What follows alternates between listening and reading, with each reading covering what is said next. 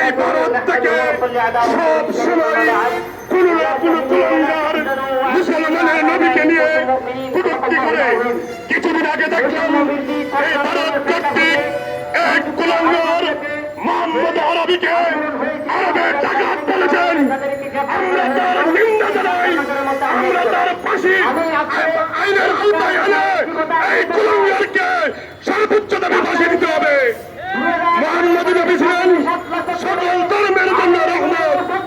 আপনারা জানেন সারা পৃথিবীতে 200 কোটি মুসলমানের কলিজায় এই ভারতের কুলাঙ্গার রক্তাক্ত করেছে।